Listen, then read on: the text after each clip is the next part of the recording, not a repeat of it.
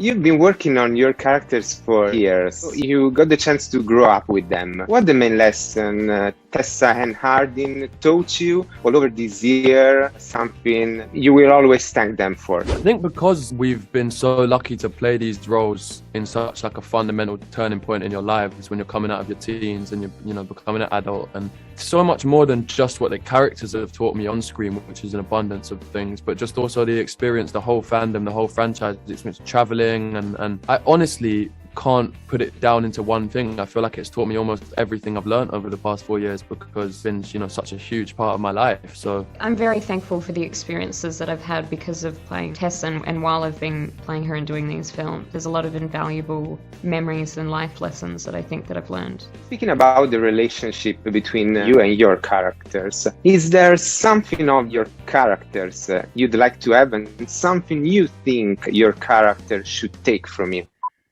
I would like... You go. I would like to have Hardin's car, because it's a lovely car. I would like Hardin to maybe think a bit more before he acts and try and work on using logic over emotional impulses sometimes, because he's a very intelligent guy. I just think he needs to breathe a bit more before he makes rash decisions. I would like to have her degree. I don't think she's finished it yet, but I don't have any qualifications. Like, if the acting thing doesn't work out, I'm kind of screwed. What she should take from me is, I don't know. I think she's great. I think she's a great character, and I don't think she should have anything from me. We all know that the third and the fourth movie were shoot back to back. And this is kind of a big deal in terms of schedules, time. You had to learn twice the lines for the shootings. So my question is, how did you manage to survive? Do you know what, bro?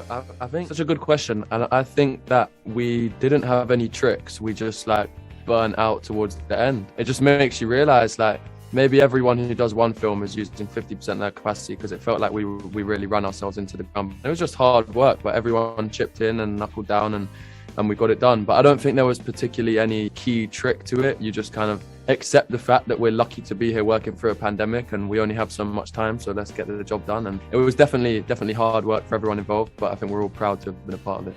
About this third movie, what are the things the fans will go crazy for? I think that the fans are going to be happy that this one's a faithful adaptation to the books, and I think that the tone is different and it's grittier, and they're going to really like that. And we have a bunch of new wonderful actors in it, and I think they're going to be very happy. In this film, we really get into Tessa and Hardin's relationship more. They have a lot more one-on-one scenes and conversations and fights, and I think they're going to enjoy that. I think there's more of what they liked in 1 and 2. I agree that Joe said that Castile's brought a nice different style and tone to the film. I think it's a slightly more mature theme, which works with the fact the characters have grown up a bit. I think the dials have been turned up a little bit more in this one. It's my favourite so far of the franchise, so I think for abundance of reasons, everyone should go check it out.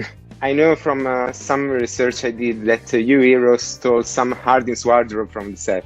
I don't know about you, Josephine. Is there something you would have loved to steal from the set but you couldn't? There's a BMW i8 that I really, really like. I would like that.